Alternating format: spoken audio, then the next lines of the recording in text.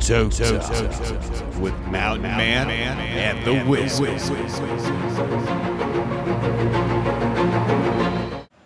One morning, after mowing the lawn, I found a strange crimson velvet envelope between the cracks in the ground, surrounded by a eerie pink reddish glow. It was mesmerizing. I felt drawn to it, almost like it was placed there on purpose for me to find. I was always a firm believer in the supernatural, but I never got a chance to experience it. I thought this might be a unique opportunity to see once and for all if there was something more to it. I thought I could finally get the answers I'd been searching for my whole life. I always thought about it, and my mind was provoked by this question, by the never-ending string of dark, twisted enigmas that have always filled my soul. What were heaven and hell like? Was there a purgatory? What if all we ever knew was fake and not according to the reality that were behind the veil of human perception? The more I looked at the strange envelope, the more it began to take hold of my spirit. This energy that started flowing through my body was something evil, I think. That's how it felt at first. A strange sensation of the purest evil, indescribable in human words, was dropping needles in my soul like it wanted to perform a voodoo ritual on it. My mind, body, and spirit all became weakened by this amazing crushing force that was coming from the envelope. So I gave in to it. I let it take over. I didn't even try to fight it. My desire to see and feel the supernatural transcended my will to live. It was at this moment I could find something bigger than me, bigger than humanity itself. The envelope was sealed in blood. It was signed, "To you," by an old demon. I started feeling scared. Fear clouding my mind, its poisonous arms reaching within the very dark and cold abyss of my consciousness. Right under the seal, it said, "Pour your own blood over the seal to open this letter."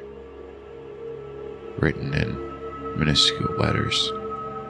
This raw, powerful energy was taking over me, replacing whoever I was within anew, with something powerful and evil at the same time. But there was something else I was feeling then, some sort of guilt, sadness, not belonging. But they were not mine. The letter was emanating them. I could feel that. I bit my finger and let the blood drip fall onto the seal. I felt displaced, lost in time and space forever. The letter was short, and I'll write it here verbatim because I felt very, very frightened to read it. I don't know how, but I remember it word by word. Dear human, I didn't want you to ever find this letter, let alone read it. But yet, here we are. I'm sick of it all, and yet, I still have to do it. It's too late for you, dear host, but I think you'll be the lucky one. The luckiest of them all. And I want it to be my final time doing this. I want to wither away, to die. I want to be destroyed, obliterated into an infinite pitch black, empty and cold void. I will let you live after taking over you. Those before you never had this chance, simply because the process corrupted their mind and soul in a way that never allowed them to live anymore. You will see ugly and evil things. You will experience pain and fear you have never experienced before. Call this letter a curse for those who find it. But you will live. You will live because I will die. Before the process is complete, an insanity will take over you, and I will be dead. This has been going on since before I can remember, since your kind started walking the earth. I didn't exactly know its final purpose, nor did I even bother to understand it. Simply, my kind has to do it to your kind. It's always been this way and always will be. I know you are afraid, and I know your hands are shaking while reading this. You know this is not a game, and you know there is no escape from this. All you have to do is bite your finger and pour a few drops of blood on this page. Let me show you something new. With sadness, an old demon. I felt more and more empowered by the evil things the letter emanated. I knew this was not a joke. I signed the paper with my blood. It caught fire, and the pinkish flames slowly engulfing me. I screamed in pain, but not because I was burning. It was the pain coming from the fact that I was slowly taken to another plane, bit by bit.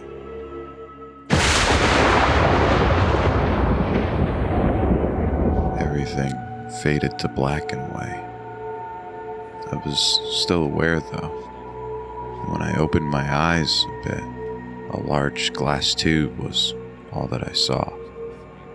The tube seemed infinite, and the black smoke that filled it was not damaging me physically. But when that cleared, I saw a twisted face of evil beings, their shiny teeth bleeding acid spit on the glass tube. They were everywhere. Their sharp claws were scratching at the surface, trying to break in and feed. I could see the hunger in their eyes, hatred fueling whatever they held inside their minds and bodies. Their deformities howled and screeched a ravenous desire to eat me. That was my last memory of being inside the tube, right after seeing those horrifying creatures. I passed out completely. I don't know how much time I spent inside that tube. Time seemingly wasn't a thing inside it. It was just endless, infinite darkness all around me. Coming back to my senses, I found myself in a small room. Although it was dimly lit by a flickering yellow light bulb, it was very dark. Right in front of me there was a chair. It was wrapped in the exact same red velvet that the envelope was made of. Please, sit down. The baritone voice said, making the room tremble as if the eons that passed suddenly had a voice expressing all kinds of existential terrors and horrors that its owner had witnessed with the passing of the strange man-invented construct, time.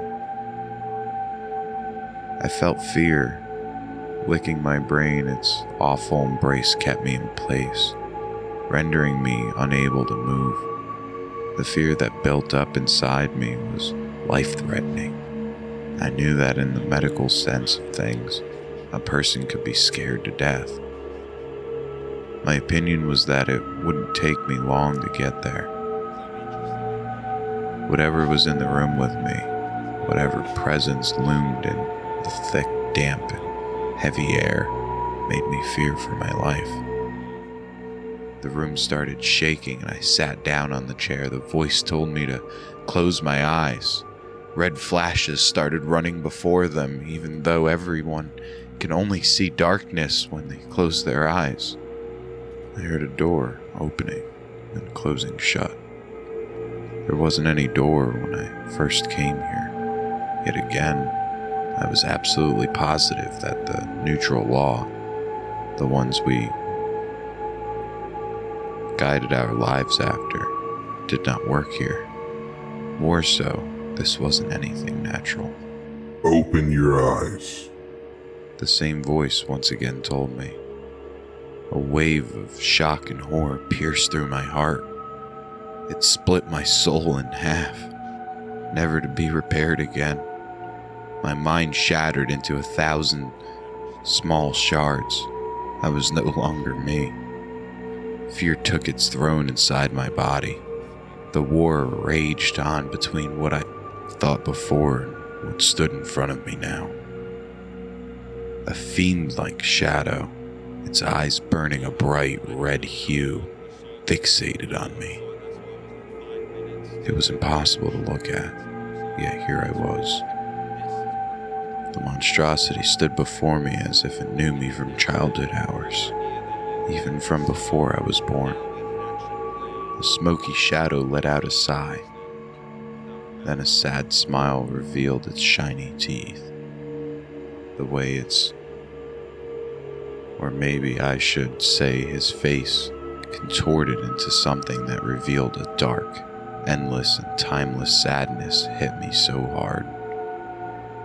The first thing that came to mind, the way I could picture the sadness that I was seeing, was a barren wasteland with dark clouds in the sky. Just that, endless clouds being carried away by a worn-out, weary wind. Above the wastelands of the fiend's former self. Don't be scared, child. I will not hurt you. I hope. The demon fiend said. I stood aghast, static buzzing through my skull. I always wanted to experience things like this, but not in a way where fear would invade my whole body like a leech from hell. You will be the last one for me. The last human I will possess before I end myself. I can't take it anymore. I choose you because you always wanted to see something that pertains to the supernatural. The demon said, its baritone voice surrounding like 1,000 metallic hums and clicks overlapping each other. I just wanted to talk to you for a little bit before we do this. I nodded. Shivers ran down my spine. Everything I thought I knew before was obliterated by the new experience. This place is called the Hollow. It is an antechamber to hell. You heard the door opening and closing, yes? What lies on the other side will make you lose your mind, and it's not even hell itself behind it. He sighed, a deep, dark sadness escaping his mouth. I nodded. The fear that was reigning supreme inside me didn't let me speak yet. The Hollow was a place where all the soon-to-be possessed people go. There they could sit face to face with the demon that would take over their body. Some of them would tell secrets and forbidden knowledge, others would say nothing at all. They could show you the world and just mock, hurt, and eventually possess you like you were nothing. I think the common thing for all people who have been inside this room was fear. A deep, unending, seething fear. I need you to help carry me to a place where I will kill myself. There we will find a pool where I will drown because I'm tired. The demon said. I finally got my voice back. I was fearful, but yet again, this is not how I wanted to find out about the existence of the supernatural. I didn't want my first experience with it to be me being a vessel for a suicidal demon. The hollow started to tremble and the demon told me we need to hurry. The process wasn't painful and fear would probably leave eternal marks and scars on my mind. Are you ready, child? The demon asked me. I nodded, tears filling my eyes. He crashed into my chest like a rifle just been emptied inside me. The pain was an eternal flame of hate, a superior being that transcended everything I knew before.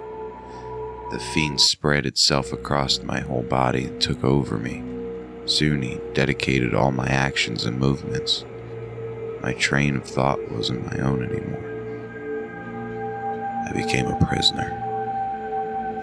The purple door appeared in front of me.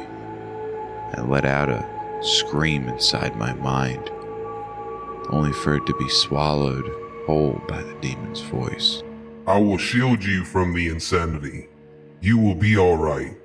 Let's go to the pool. He finally said. The door opened and a black long corridor was revealed. It was similar in way to the tube in which my travel here was done. Men and women were plastered all over the walls. The demon told me that his higher-ups sometimes got off on gluing sinners on the walls, especially murderers, rapists, and pedophiles.